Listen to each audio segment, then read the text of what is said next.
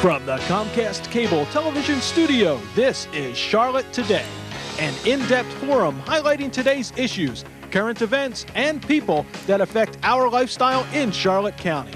And now, here's Charlotte Today. Welcome to Charlotte Today. I'm Frank Cavanaugh, and thank you for looking in. Would you think it were unusual if most of the folks in Charlotte County were reading the same book at exactly the same time? Imagine what it would be like if all of us were reading and discussing the very same book. Well, if you've been following the buzz around town, that's exactly what's going to happen in Charlotte County over the next 3 months. It will bring together people of different ages, economic levels, ethnic backgrounds, families, students, all to talk about issues that are important to them. And the book that has been chosen is just full of life's little lessons and promises to show us the wonder and miracles that are found in even the simplest things in life. And with us for the program is Connie Kantor. And she is a former member of the school board in Charlotte County and the immediate past president of what was the Punta Gorda Business Alliance and is now the Punta Gorda Chamber of Commerce. And it was Connie who had the inspiration for developing this program here in Charlotte County. And also with us is Melinda Lee, and she is the publisher of the Charlotte and Englewood and Northport editions of the Herald Tribune and also of Charlotte Life magazine. And Melinda is very active in our community, serving on the boards of the United Way of Charlotte County, the Charlotte County Family YMCA, the Girl Scouts of Gulf Coast, Florida, and the Punta Gorda Chamber of Commerce. And Melinda and the Herald Tribune are partnering with the Charlotte County Public Schools in this exciting and innovative project. Connie, Melinda, thank you for being here. This was all your idea. How did it come to be your idea? Well, Frank, first of all, let me tell you, thank you so much for having us on today so we can talk about Charlotte Reads. I wish I could take a lot of credit for Charlotte Reads, but like all good teachers, I tend to borrow heavily. Right. Had an opportunity to be at a workshop with some of my fellow school board members at the time from Jacksonville, and they were in the middle of Jack's Reads. I understand it's changed their name now, but at the time it was Jack's Reads, and one of the school board members' mothers was very active in implementing the program there. It just sounded so interesting, like a lot of fun, something that would be a good thing for our community, a good thing for our students. Yeah. What do you plan to happen? Well, my personal vision would be that we have families talking about the book that's been selected as they read it as a family, talking about it around the dinner table, different organizations and groups throughout Charlotte County involved in discussions about the book, churches getting together, discussing the book in reference of the things that are particular to their faith. Just really an opportunity for people from all walks of life to be able to talk about the same thing at the same time in Charlotte County. Yeah. What do you see, Connie, as the potential benefits of all of that? I mean, what do you hope comes out of that process? Well, I have to tell you, as an educator, my hope is that we're modeling good reading behavior for our students. I very much support the governor's Just Read Florida initiative, where his goal is to have every third grader reading at grade level, on or at grade level by third grade. Yeah. And the research talks about how important that is. And I think if a community stands behind its kids, modeling good behaviors in terms of reading, we can support the governor's initiative and be very successful to those ends. And our students will see great academic success if they are reading on grade level at third grade. Right. Melinda, what did you see in it that made you say, hey, Herald Tribune wants to make this happen too? Well, obviously, as a newspaper, literacy is very important to us and people reading in the community. And this also is an opportunity to bring people from all walks of life together in a fun way by reading the same book at the same time and having activities that revolve around reading the book. Yeah. And it creates a spirit of community that we're able to get the message out. For somebody who writes so well and somebody who teaches that, it seems to me that nobody writes well unless you read. I mean, that's a precursor to the whole thing. True? I think the research would bear that out, yes. Yeah. Yeah. The more you read, the better you write. Yes. Yeah. So, and you're not that far away from the years where you saw that happen in school here in Florida. Yeah. Now, the book that you've chosen, that must be a tough task. How do you go about picking the book? I mean, is there a group of people who sit down and say, how are we going to do this, or is it obvious? Well, there was a lot of discussion about how the book would be selected. In fact, one of the members of our initial group, Norm Brock, who's the manager of the Charlotte Books A Million, has made the suggestion that we even focus on Florida authors or books about Florida, which we all thought was a really good idea. But the book we selected, really, we did it because it just sounded really catchy. I have to be honest. That's why we selected the book we selected. It just, the alliteration of the way it flowed. Are we announcing the book yet? Sure, we could. It's Charlotte Reads Charlotte's Web. So Charlotte's Web is the book. We wanted everyone to be able to catch on to the phrase and remember the book and remember the project, remember the program. We thought that that would be a good book that everybody would be able to read and enjoy at the same time. What can you say about the book without giving the whole story away? I mean, beyond the title of the Charlotte Works, what is it about that book that makes it so special for people to get together and talk and community and all that? Well, you know, it's been coined as a children's book, but the fact of the matter is that a lot of the themes are universal in terms of age.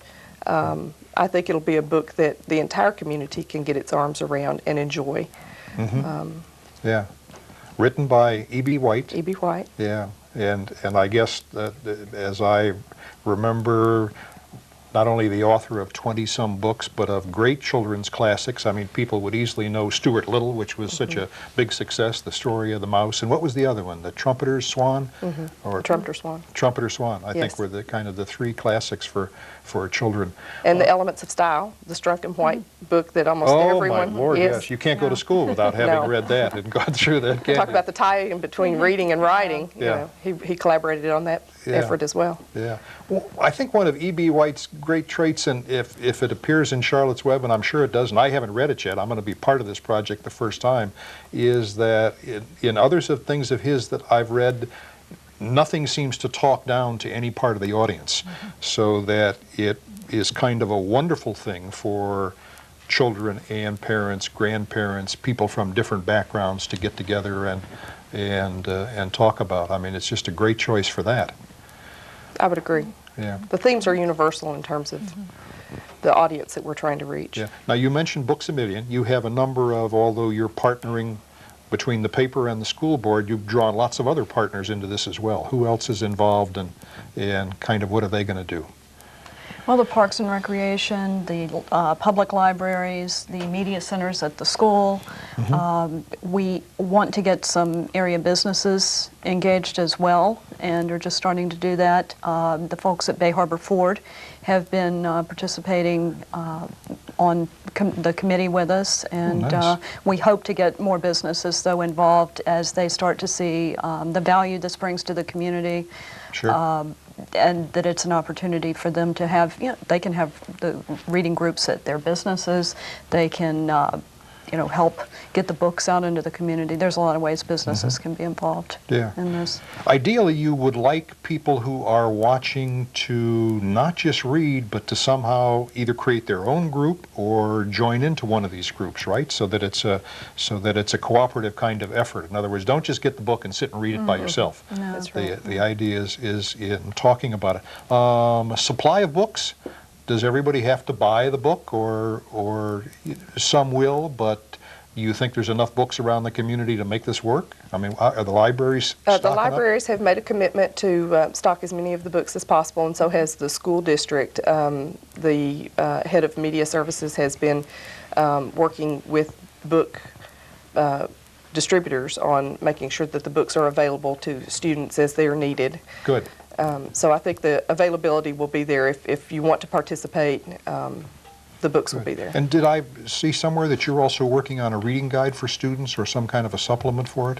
We're planning to develop a product, a reading guide that incorporates our newspaper and education program with the guide the libraries and media centers are going to be using to help the people who will be facilitating the reading and study groups. Right.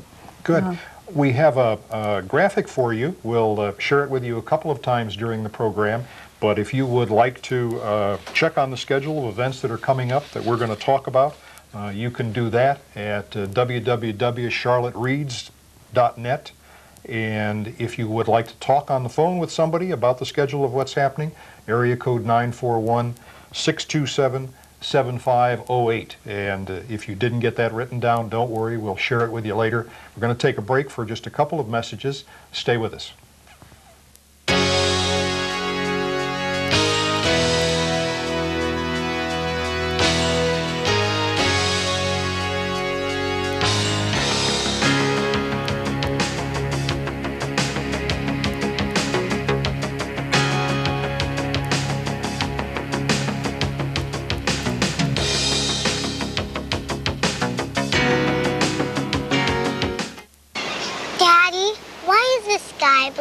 Well, to match your pretty eyes. Nope, not even close. See, all colors have wavelengths that are diffused by oxygen and nitrogen. Since blue is the shortest wavelength, it's diffused up to 10 times more.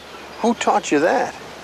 Mommy? By age 12, too many girls lose interest in math and science and their chance at future jobs. Keep her interest alive. Know why mathematics is the basis of life as we know it? You tell me. It's her future. Do the math.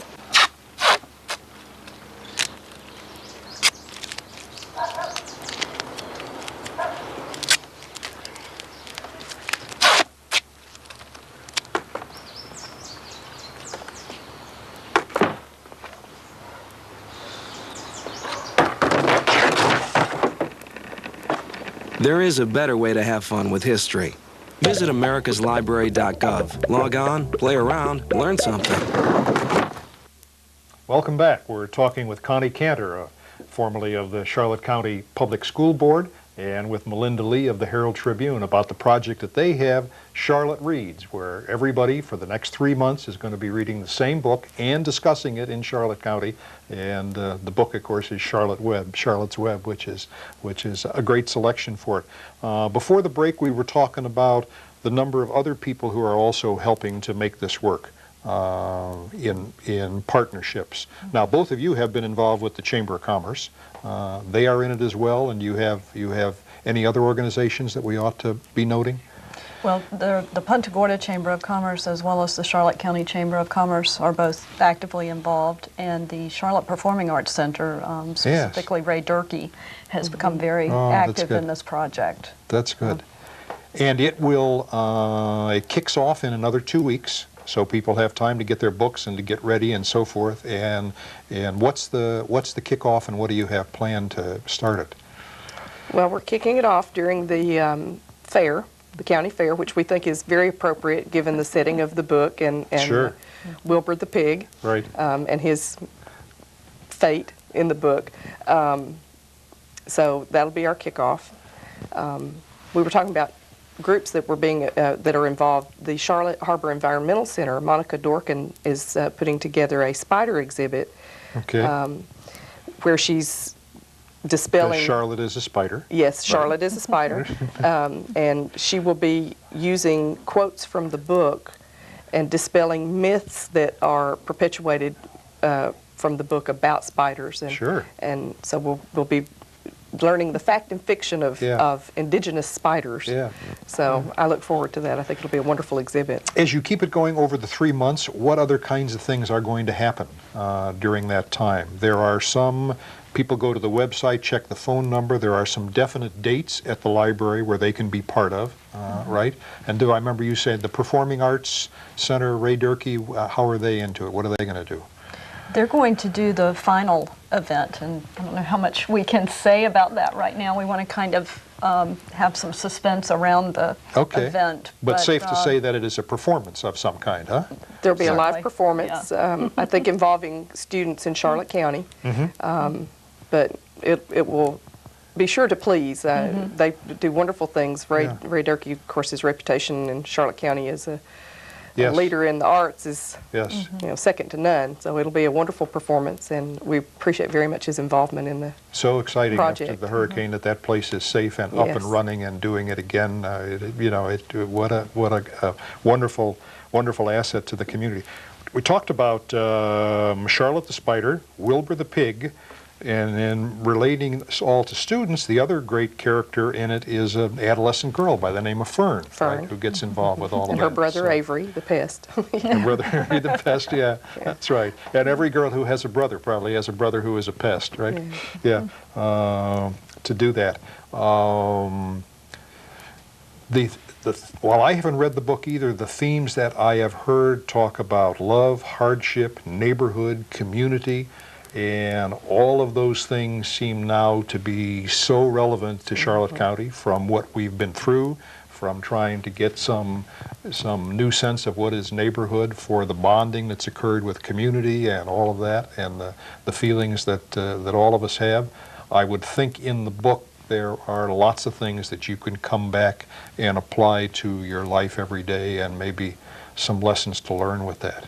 There seems to be a certain amount of serendipity with the selection of that book, certainly, with our experiences.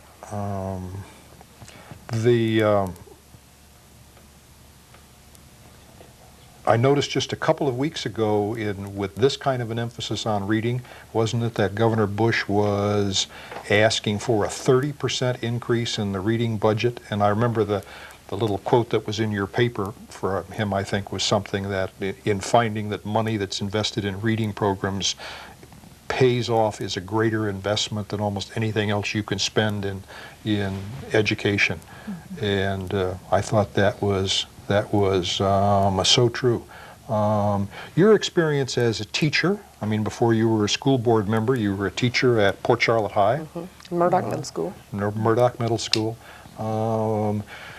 Reading, I guess sometimes people who've been away from school for a while think of reading as somehow separate from other kinds of things, and it is an effort that's integrated through everything. I mean, right? It is, we're past the time when just anybody can teach anything. That's true. It's, in Charlotte County in particular, over the last several years, reading has become the responsibility of every teacher in Charlotte County. It really is an interdisciplinary approach. Every teacher has to be responsible for reading education. It is just key to everything. I mean, that old adage, reading is fundamental, it just is so true. Yes. It is the route to success. It truly is. Yeah. And almost anything that you're going to have to do in life, you're going to have to be able to write, kind of regardless of what is your career. And as you've proven, I mean, you can't do that unless you have that sort of a background for it. It would seem the project also would be, I wonder if, as you look at so many of the problems that have existed in our schools in the past and where we've looked at drug issues and all of those sorts of things, anything that puts a parent and their child in discussion about themes of life and so forth is a tremendous value. So hopefully this is a thing that involves a family in terms of the students, in terms of the parents, and beyond that. Yeah, I mean, talk about... Well, there's so much that's been said about diversity and how important diversity is, and right. It is important, but if you want to build a community, if you want to build teams, it really is what we have in common. That's what will bind us together. So we're hoping that this project to provide an opportunity for families, our churches, our community groups, just groups of friends to get together and have a common cause, right. I think is something that will create a bond in our community, sure. Bring people together, give us a common thread, something that we can all talk about at the same time, regardless of ethnic background, economic circumstances, right. Displaced housing, whatever your current circumstances are. This is a project that everyone can participate in and gain something from and contribute something to our community. Yeah. Modeling good reading behaviors is just so important. If the kids in our community don't see adults reading, they're not going to be motivated to read either. Sure. So. Sure. It really does start when you see parents taking their little kids to the library to collect the stack of books and do that, and the difference that makes. And for our students, you know, we have over 17,000 students in our schools. For them to know that every citizen of Charlotte County has the potential to make a commitment to read a book with them, maybe not in the same room, but to know that every night all across Charlotte County, people are going to be reading that book in their homes and talking about it with their neighbors, their friends, their co-workers. I just think that the potential here is so far-reaching. Yep. Yes, it is. We're going to take another break, and when we come back, we'll talk about some of the additional details of the program and a little bit about Charlotte County Public Schools generally and about reading. Stay with us.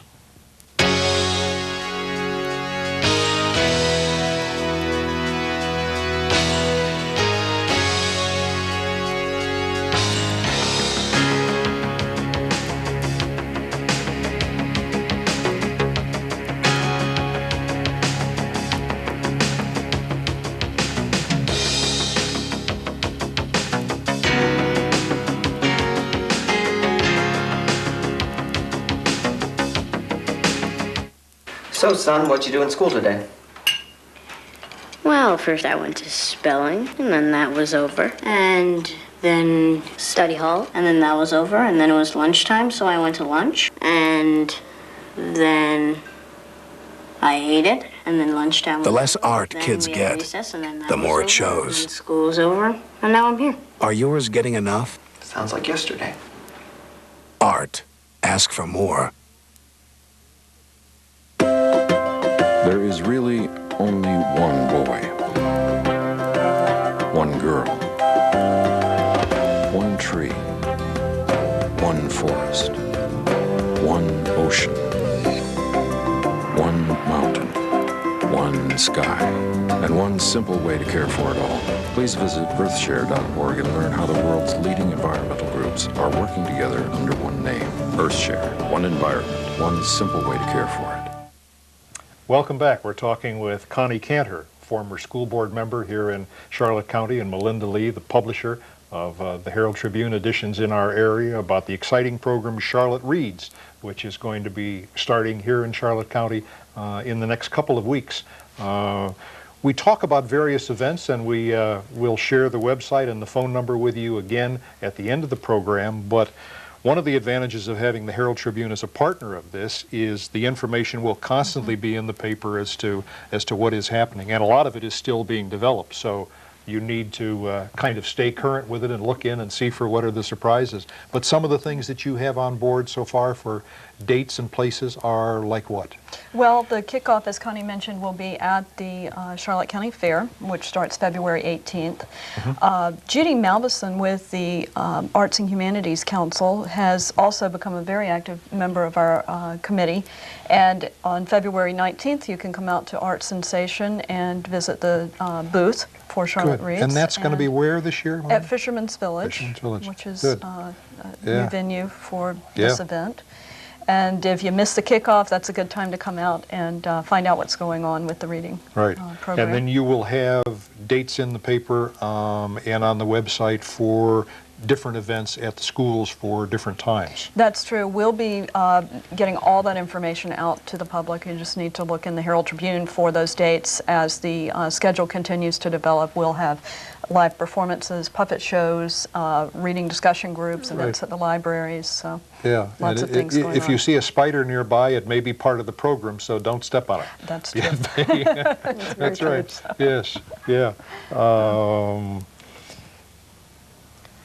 You know, Frank, we had talked earlier about how from year to year as this project continues on, we hope in perpetuity, that... this is not something that you envision as a one-time event? We hope not. Okay. We hope that every year the committee or a group will select a new book, and it'll be a new project. And so if you're not wild about Charlotte's Web this year, we hope that you'll commit and participate, and maybe next year a book that will be perhaps of higher personal interest will be selected next year. But really is a commitment to community to participate. But we anticipate that different groups and organizations will find a niche with whatever book is selected for that year. So we think that the groups may change from year to year, the individuals who are participating. Yeah. And I have to with say, the theme of a particular book, and yes. Yes, and we're so fortunate that we have the Herald Tribune backing this. When I initially came to Melinda, she embraced it open arms. Her whole staff has just been wonderful to work with. Really and truly, if this is a success, it will be because our local newspaper has embraced it so heartily.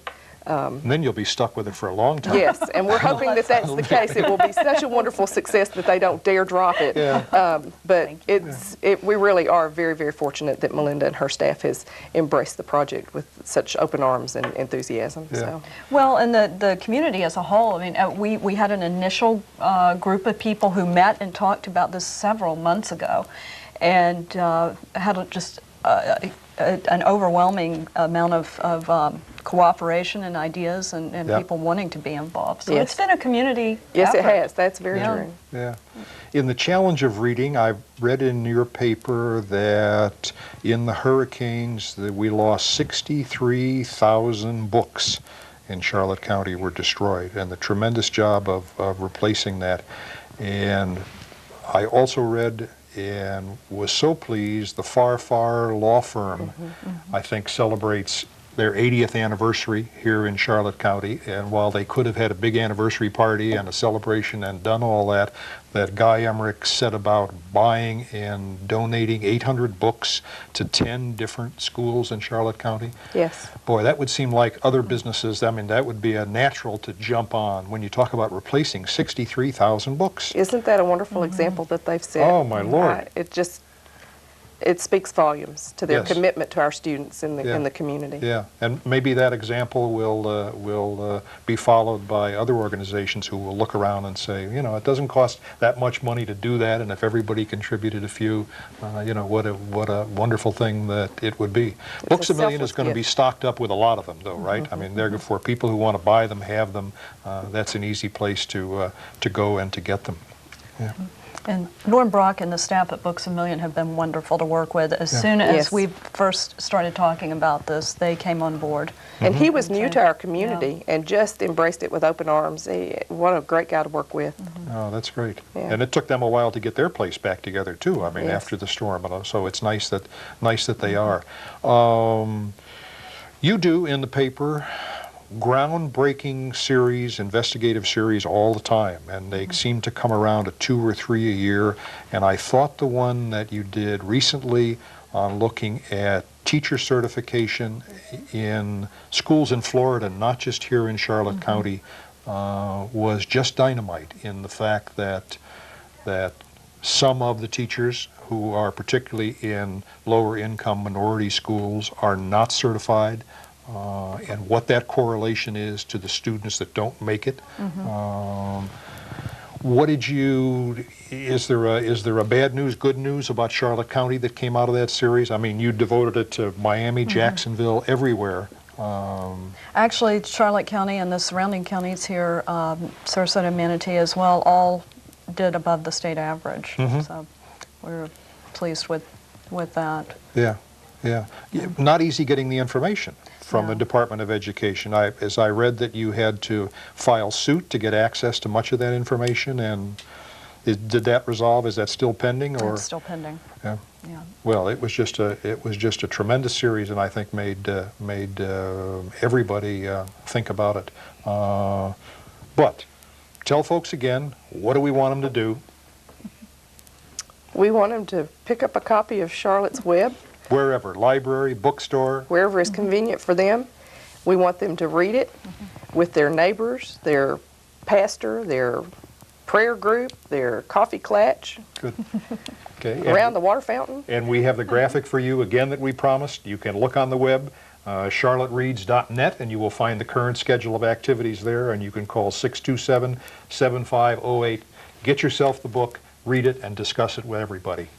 Until next week on Charlotte Today, for SNN and Comcast, I'm Frank Cavanaugh.